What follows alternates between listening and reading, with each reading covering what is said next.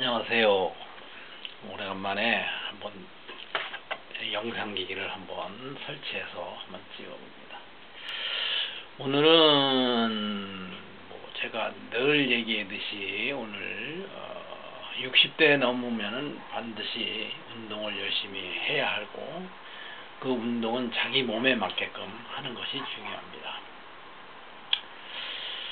오늘은 우리나라가 이제 산업 발달이 이제 점점 쇠락하는 어떤 그런 상태에 놓인 상태에서 지금 가계부채라든가 그 다음에 건설업체들의 PF 문제라든가 이런 것들이 굉장히 심각한데, 먼저 가계부채를 얘기해 보면은 사람들이 집을 사는데 너무나 많은 그 금융비용을 부담을 해가지고, 그 금융비용이 사실상 예를 들어서 이제 내가 가지고 있는 돈이 예를 들어서 5억이다.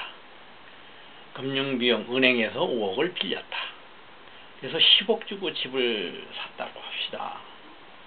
그런데 제2 IMF 비슷한 게 온다고 하니, 이 산 아파트가 10억 주고 산 아파트가 예를 들어서 5억으로 떨어진다고 생각해 보세요.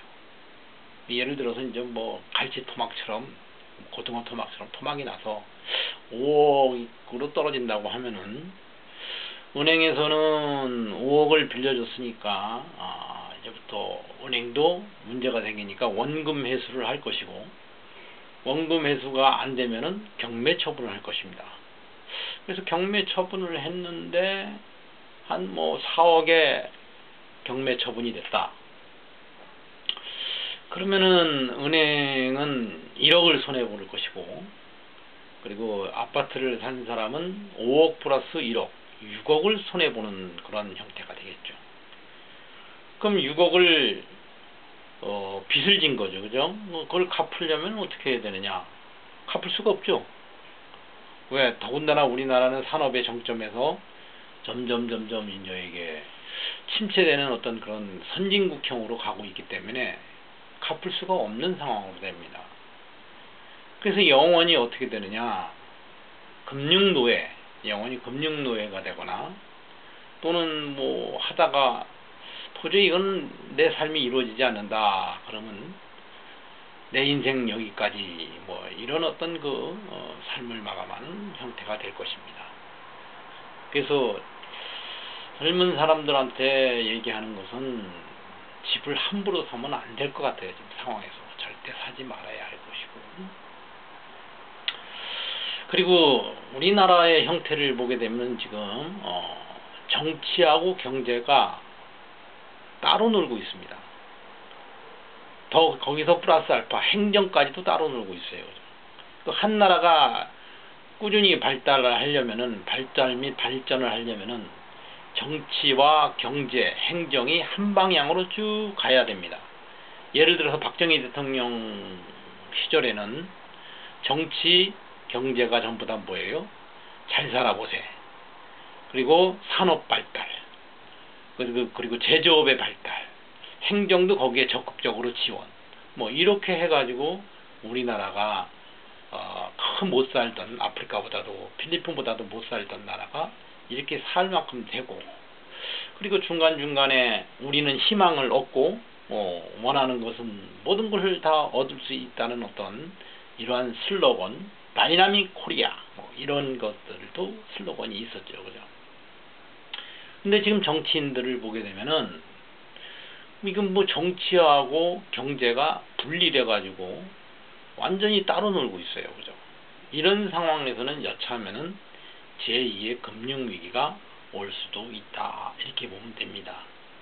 그 제2 금융위기가 오면 정치인들은 어떻게 되느냐? 분명히 사실을 알리지 않을 겁니다. 김영삼 대통령 시절처럼 사실을 알리지 않고 버티다가 어느 순간에 터지게 되겠죠. 그죠?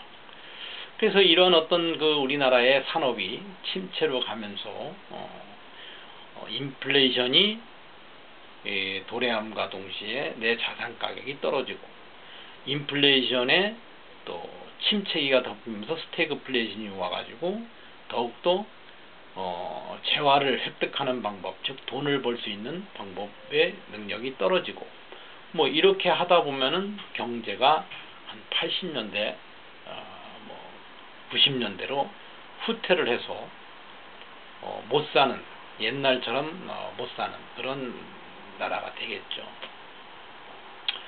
그리고 사람이 산업 발달과 더불어서 우리가 희망을 갖고 열심히 돈을 벌면은 생활 수준도 향상이 이루어집니다. 생활 수준이 향상이 이루어지니까 이제 인컴이 많아지겠죠, 돈이. 그럼으로써 엔겔 계수가 이렇게 떨어지는데, 요즘 인플레이션이, 식자재 인플레이션이 크다 보니까 인플레이션에 의해 가지고 식자재 인플레이션에 의해서 엔겔 계수가 크게 상승하는 어떤, 다시 말해서 먹고 사는 어떤 그러한 것이 굉장히 힘든 사회로 가는 그러한 특징을 가지고 있습니다.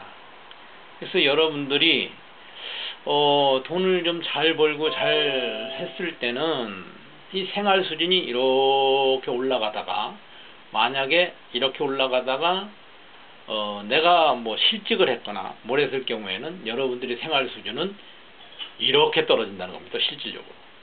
그러니까 이렇게 올라가다가 이렇게 떨어지니까 여기에 갭들이 발생하죠. 이렇게 이 갭들이 하나의 삶의 고통으로 다가와서 살기가 힘들어지는 그런 상황이 벌어지고, 그럼 만약에 내가 이렇게 생활 수준이 올라가다가 만약에 위기가 왔다, 퇴직을 했다, 은퇴를 했다, 그러면 이게 아니라 요 기울기보다 더 완만하게 빨리빨리 이렇게 떨어져야 돼요.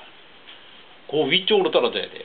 그러면 요것이 바로 뭐냐, 요 갭이 생기는데, 요 갭들이 내가 생활을 하는데 견딜 수 있는 어떤 그런 특성을 가지고 있는 겁니다. 저는 은퇴를 한 지 한 2년 됐는데, 은퇴함과 동시에 젊은 한 50대 된 사람들도 지금 뭐 제 얘기를 좀 들으시면 참고를 했으면 좋겠어요. 은퇴하기 전에 저는 개인연금도 있고, 그 다음에 사적연금도 들었고, 그리고 또 생활 수준을 좀 이렇게 다운시켜서 생활하면서, 남들보다 좀 다운시켜서 생활하면서 현금을 좀 어느 정도 모아놨어요.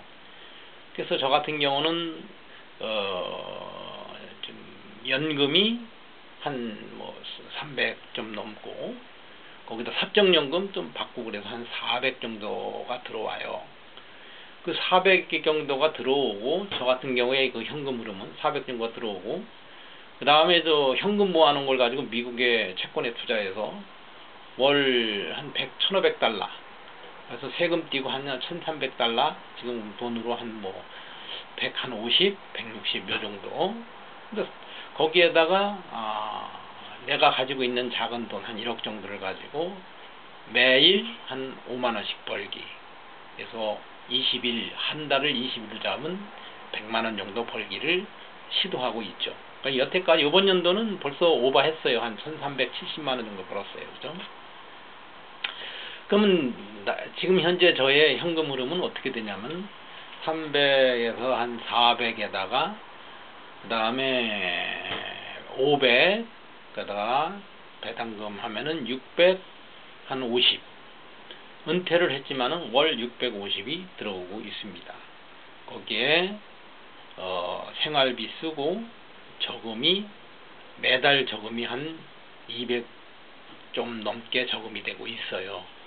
그러니까 은퇴를 했지만은 이렇게 저금이 이루어지니까 기분이 나빠지지도 않고, 뭔가 하면은 기분이 나빠지지도 않고, 또 내가 원만하게 이거를 갖다가 돈을 이용할 수도 있고 하는 어떤 이러한 그 형태를 취하게 되죠. 그죠?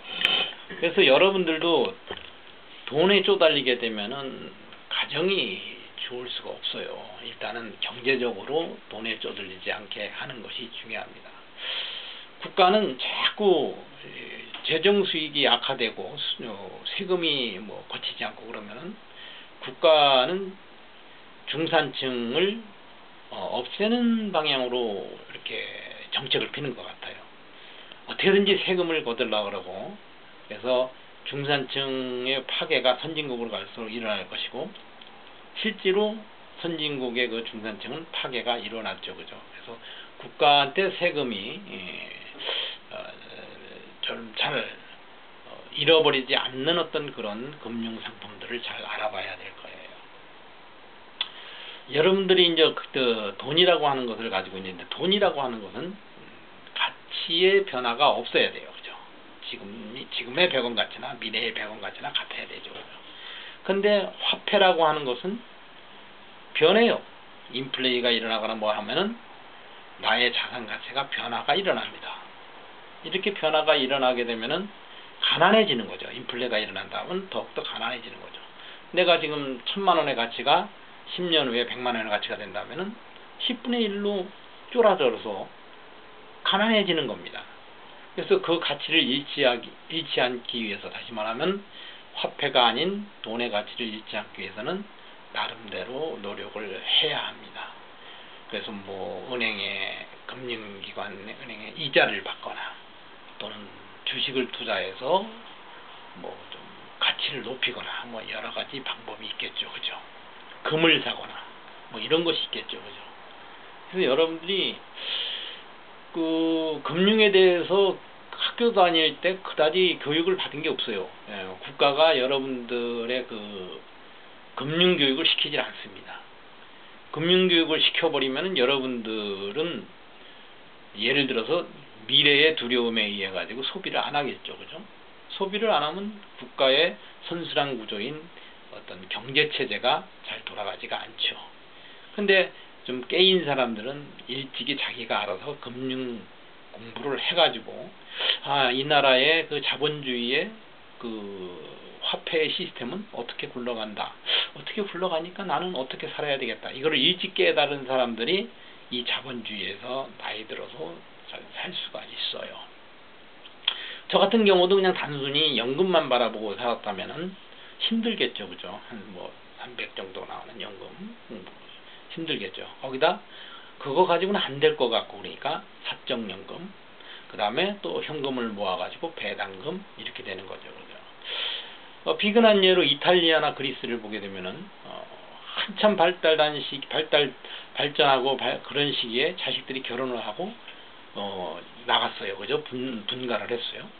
그러다가 나라가 어려워지니까 애들이 시집장가 간 애들이, 분가를 한 애들이 자식과 며느리를 데리고 집 안으로 들어옵니다. 집 안으로 들어와서 아버지, 즉 할아버지, 아버지의 연금을 가지고 온 가족이 살다가 어느 순간에 나라의 재정이 어려워지니까 연금을 삭감을 합니다. 그러면은 살 수가 없겠죠. 도저히. 그죠? 그렇지 않아도 자식들하고 다시 살아야 되니까 힘들겠죠. 그죠? 그래서 결국은 비극을 초래하는 경우가 많이 있습니다. 그래서 우리나라도 마찬가지로 애들이 시집장가 다 갔다 그래서 가지고 있는 큰 집을 함부로 팔 것은 아닌 것 같아요. 기다려 봐야 돼요. 그죠? 애들이 지금 다시 들어올 가능성도 무지하게 높습니다. 왜? 우리나라 경제가 지금 뭐 여러분이 말로 뭐 60조 세수 펑크니 뭐 이런 얘기인데, 뭐 세수가 나올 수가 있는 곳이 없잖아요. 그죠? 수출이 막히고, 그 다음에 아파트의 거래나 뭐 이런 취득세에 의한 뭐 수익이 발생할 수가 없죠. 그래서 세수가 펑크가 나는 겁니다. 그럼 이렇게 되면 나라 살림이 어려워지니까 개인들한테 자꾸 없던 세금을 걷게 되고, 교통이라든가 이런 것을 복잡하게 만들어서 세금을 걷게 되는 이러한 나라 시스템으로 변해가는 것 같아요. 그래서 오늘은 여러분들하고 이 일반적 경제에 대해서 얘기를 했는데, 그리고 저 같은 경우는 지금 또 빠진 게 있는데, 자동차가 2대를 일찍이 한 19년 전에 샀어요. 왜 샀냐? 나는 하나는 출퇴근용이고 하나는 애들 이제 크면은 이제 학원 갔다 왔다 하는 것의 용으로 2대를 샀어요. 그래서 2대는 NF 소나타하고 2천만 원 정도, 2,100만 원 정도 현찰 줬죠 그때. 그 다음에 뉴 스포티지, 그것도 역시 현찰을 줬죠. 그걸 지금 19년째 타고 있어요. 뭐 초창기에 만들어진 차라 그래서 그런지 고장도 잘 안 나요. 그런데 환경 규제에 뉴 스포티지가 걸렸어요. 그래서 DPF를 달았는데, 내년 지나면은 이제 DPF의 그 주기생이 마감이 될 것 같아요. 그래서 새 차를 구입해야 되는데 망설여져요. 왜? 새 차를 알아보니까 뭐 예를 들어서 산타페 같은 경우 올해 새로 나온 거 디올유 산타페라고 하는 게 뭐 3,700~800만 원 되는데, 뭐 옵션 넣고 어쩌고 하면 4,500 가요. 4,300, 4,500 가요. 그죠? 그 적은 돈이 아니죠. 겁이 나죠. 그죠? 거기에다가 뭐 세금 내야죠. 또 보험료 크게 내야죠. 뭐 기름값 많이 들죠. 뭐 이렇게 되잖아요. 그죠? 그래서 이렇게 나같이 연금도 이렇게 좀 충분하다면 충분하고 자산도 충분하다면 충분한데 이렇게 겁이 나는데 요즘 젊은 사람들 40, 50대들은 그거를 생각하고 차를 사는지 난 모르겠어요. 그래서 새 차를 그냥 퍽퍽 사는데 조금 생각해 볼 필요가 있다는 얘기죠. 그죠? 저도 겁이 나요. 그리고 저희 아이들 끝까지 뭐 회사 잘 다니라는 보장도 없고 뭐 조만간에 들락날락하고 뭐 이런 일이 벌어지겠죠. 그죠? 그걸 나름대로 다 생각을 하고 있어요. 그 여러분들이나 나나 비슷한 부모니까 비슷한 생각을 하고 있겠죠. 그죠? 그래서 어떻게든지 미래 사회에 대해서는 경제적인 것은 절대 가지고 있는 돈을 잃어버리면 안 됩니다. 어떻게든지 쓰다가 남으면 저금을 해가지고 미래 사회적으로 좀 보완을 해야 되겠죠. 그죠? 특히 제가 지금 나이가 63인데 63은 건강한 것 같아요. 그죠? 근데 70 넘어가고 80 되게 되면은 그 병원비가 쏠쏠하게 많이 들어갈 것 같아요. 그죠?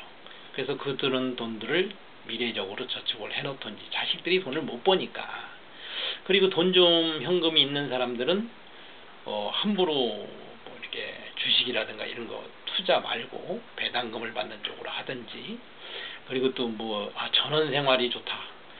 앞으로 전원생활은 농촌이나 어촌에 있는 집값은 없어요. 일본을 보면 알아요. 그죠? 사는 즉시 영원히 갖고 있든지 헐값으로 팔든지 둘 중 하나예요. 근데 더 중요한 거는 사는 사람이 없어질 겁니다. 가격이 영원으로 수렴한다는 거예요. 그래서 절대로 내가 농촌에 가서 살지 않는 한, 계속해서 살지 않는 한 농가주택 뭐 3, 4억 하던 게 많이 떨어졌네. 1억 5천이야. 그거 큰 돈입니다. 1억 5천. 그죠? 그렇다고 덥석 그거 사서 후회하지 마시고 잘 생각해 보시기 바랍니다. 그리고 저같이 나이 든 사람들 특히 보게 되면은 건강 잃지 않고 월요일, 수요일, 금요일 일주일에 3번 정도는 꼭 최소한 산책, 운동을 해가지고 건강을 잃지 않도록 하시고 여의치 않은 사람은 할 수 없습니다. 여의치 않은 사람은 일을 해야 됩니다. 일을 해야 먹고 살게 돼 있습니다. 그 뭐라고 얘기하나 뭐 워렌 버핏인가가 그런 말을 했죠. 그죠? 만일 당신이 돈을 얻는 방법을 잠자는 동안 만들어 놓지 않으면은 당신은 죽을 때까지 일해야 된다. 뭐 이런 얘기를 하죠. If you make money, 그죠? Make money a way to while you sleep, you will work until you die. 뭐 이런 얘기를 한 거죠. 그 말이 맞는 것 같아요. 그 제가 생각해봐도 그 말을 저는 가슴에 안고 지금 현재는 나름대로 그냥 평안하게 살고 있어요. 뭐 노동도 안 하고 있는 돈 가지고 적금해가면서 한 월 230, 40 적금해가면서 살고 있습니다. 여러분들도 준비하고 있는 여러분이 있다면 저와 같은 삶을 사시면 좋겠습니다. 이만 마치겠습니다.